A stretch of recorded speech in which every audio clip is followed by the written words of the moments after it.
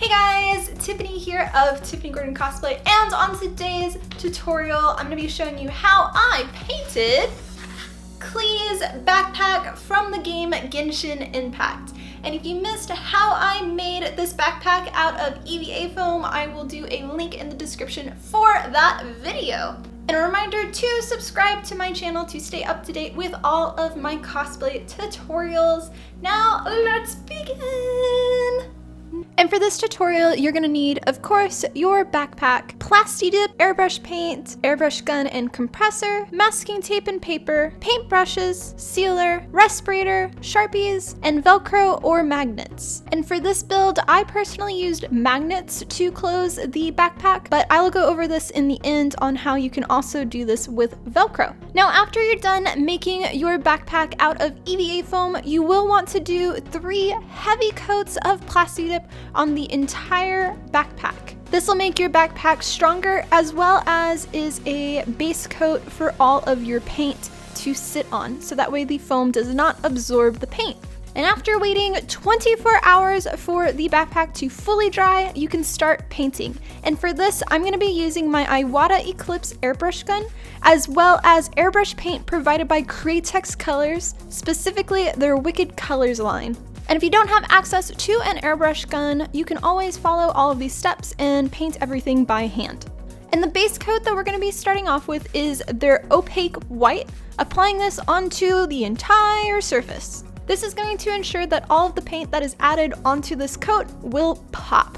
Once that's dry, the next section we're going to start painting is the fire emblem, and we're first going to start off with the crimson red, doing this on the emblem part.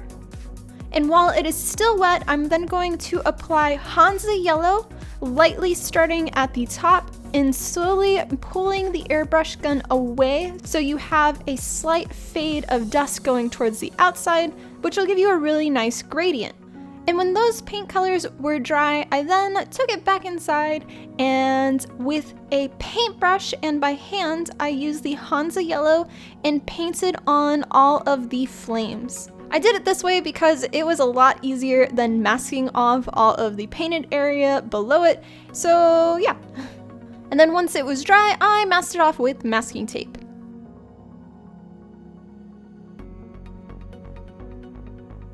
And the primary color throughout this whole entire backpack for painting is brown, but I don't have a brown color. So I ended up having to make one, and I used the colors Crimson Red, Pyro Red, Limelight Green, and Pathlo Green to make my brown color. I do recommend buying a brown color so you don't have to make one, but this is what I did. And for our first color with this brown mixture, I'm going to be adding black to it, and I'm going to be painting all of the dark spots on the backpack. So this will be the middle section of the front flap, the back, the straps, front part of the backpack and the bag section, as well as the middle bottom section on the sides. And once that was done, I then went back with just our straight brown color, doing this in the middle section of all of these parts. This way it'll make it look like it's brighter there, and we'll have some shadow on the edges and look more like leather.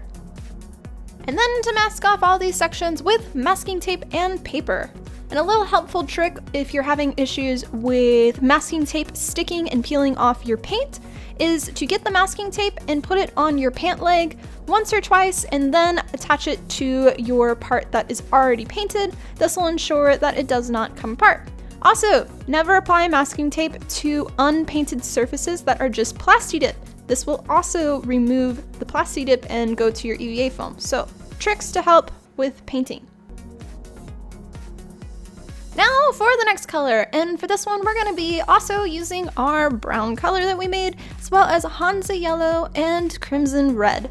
This is going to make our color a little bit lighter, and we're going to be applying this onto the strap sections, onto the top, and well as the back.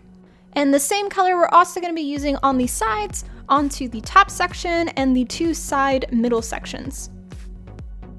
And when that was dry, once again, masked it off. And for some of the trickier spots, you can always use a pair of tweezers to help push the masking tape into sections and pull it around. And the next section we're going to be painting is going to be the strap section detail stitches, as well as the center front panels triangle pieces. And then on the sides, we're going to be doing the center strap section, using a mixture of the brown color we made and cream. And once again, mask it off once it's dry.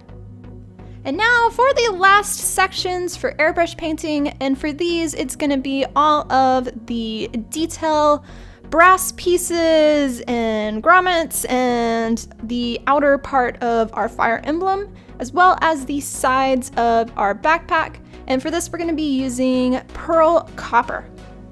And to give these pieces a little bit more depth and shadow, I went back in after the first coat was dry around all of the edges with a mixture of the pearl copper and our brown color. And one more time with just pearl copper after into the center sections of all of these spots. This way it'll give us a nice highlighted section and make all of them pop.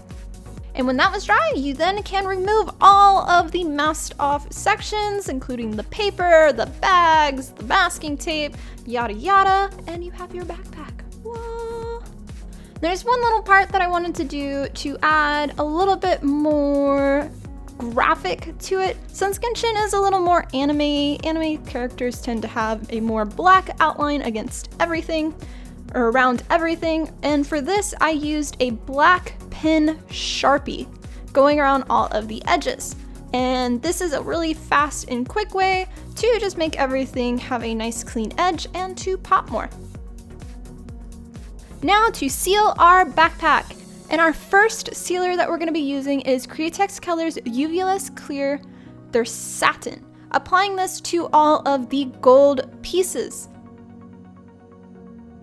And our second sealer we're going to be using once the first one is dry is their gloss sealer. And we're going to be applying this just to the center section of the fire emblem. And our third and final sealer we're going to use once the last one was dry is their matte sealer. Applying this to every single other section, all of the brown parts. This will make it look more flat on those sections and not so shiny. Now, you can go ahead and bend the backpack, but I highly recommend using a heat gun to lightly heat up the inside first, because at this point your foam has been laying flat and it's more likely to crease if you are to bend it too fast. So doing a light heat on the inside, enough so it can gradually start to bend over, and then hold it in place, and this will give it a natural state of bending in that way, and you won't have a crease. And I discussed at the very beginning that I used magnets for this backpack for a closure. This I did before doing any type of plasti dip. I actually used 2 magnets, one on the underside of the flap and one on the top side of the flap's opening part. And I just put EVA foam 2mm over it, and this helped to ensure that they stuck together. I recommend testing it out beforehand though to make sure your magnets are strong enough.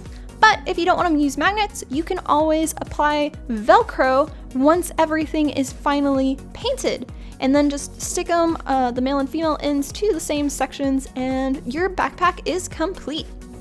Thank you guys for watching this tutorial on how I painted Klee's backpack from the game Genshin Impact. And if you found this video helpful, let me know in the comments, as well as like this video and subscribe to the channel. And I will be doing one more tutorial related to Klee, and that is going to be how I made the keychain for the backpack. So stay tuned for that tutorial. And a big thank you to all of my sponsors, as well as all of my legendary supporters here on YouTube, my members, and I will see you for our next video. Much love, guys!